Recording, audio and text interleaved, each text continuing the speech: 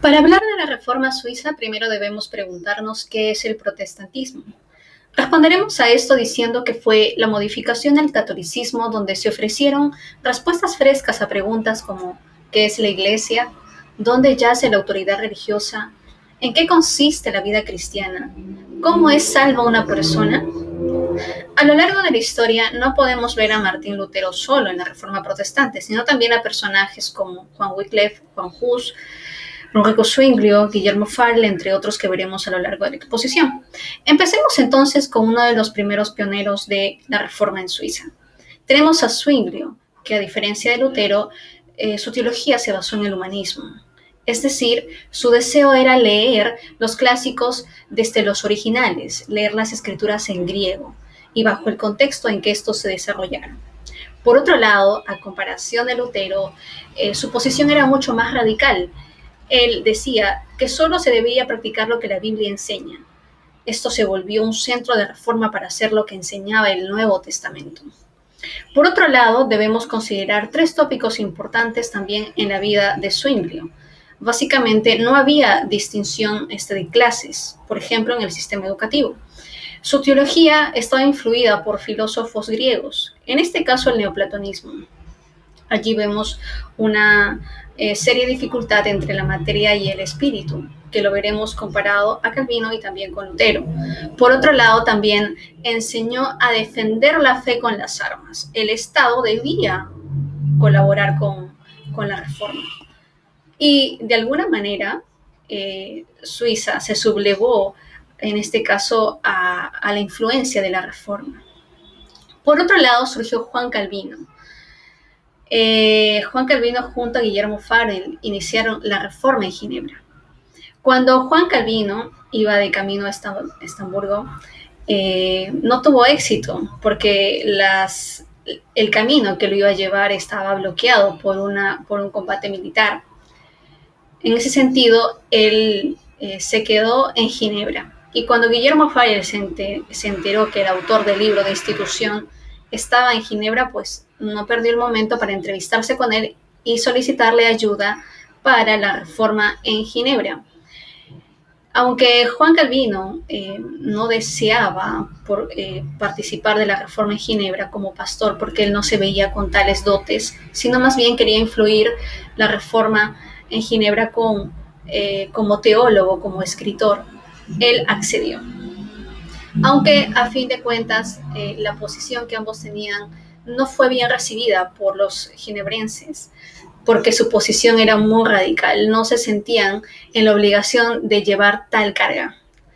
Por otro lado, podemos también considerar ciertos aspectos importantes de esta obra cumbre de Calvino.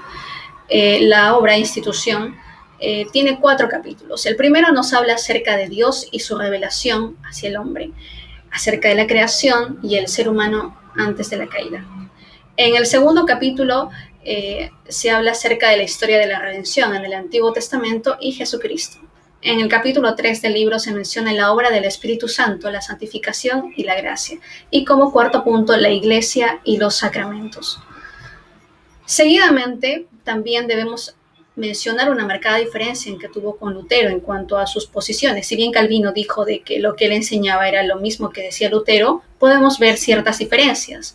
En ese sentido, vemos la cena del Señor o la Eucaristía, que para ambos era algo muy importante, que también marcó una cierta separación en la unidad entre la Reforma en Alemania y Suiza.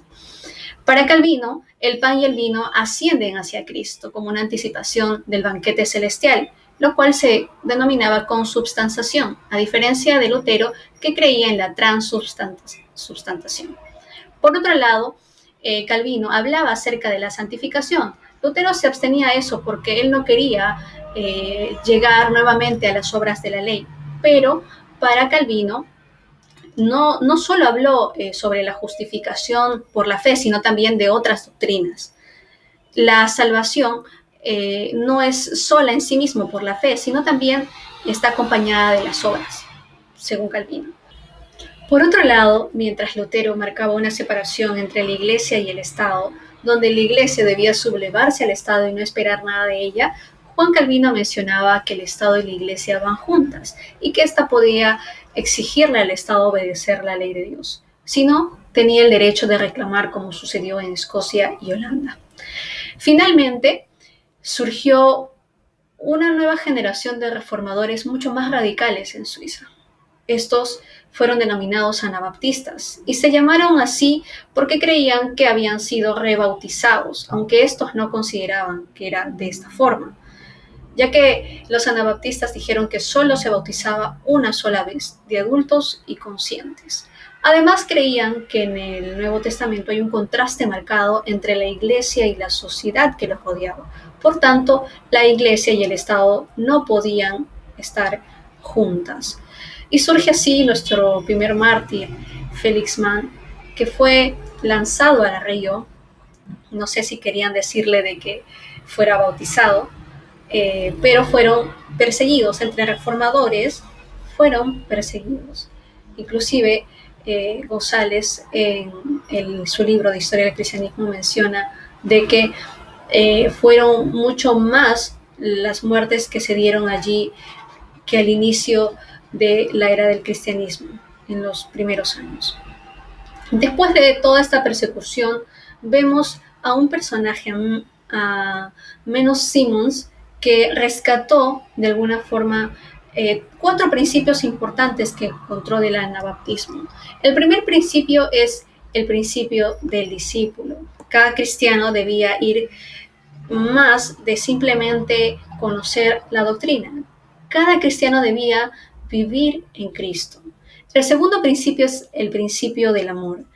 Esta es la marca más visible del discípulo. Además, debía expresarse mutuamente en amor en la comunidad. No se podían defender con las armas, eran pacifistas. El tercer principio era el principio congregacionalista. Aquí el bautismo era un asunto voluntario y como hombre consciente. Deberías nacer de nuevo para ser parte de la iglesia. Aquí el asunto ya no lo definía un concilio, no lo definían los dogmas, sino la iglesia en su conjunto como comunidad. Finalmente, está el principio de la separación entre la iglesia y el Estado. La iglesia es diferente al Estado y no podían unirse.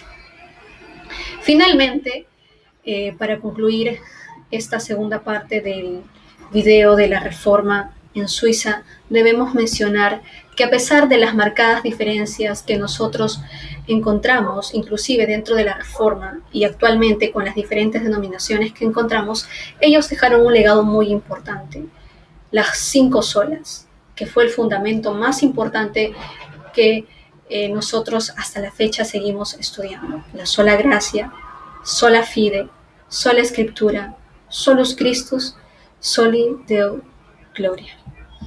Básicamente, aquí podemos mencionar sobre estos aspectos en donde podemos ver que solo la gracia es suficiente para la salvación y solo podemos acceder a ella a través de la fe.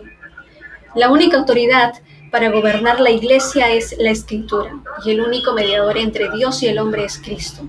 Y la vida cristiana se vive únicamente y exclusivamente para la gloria de Dios.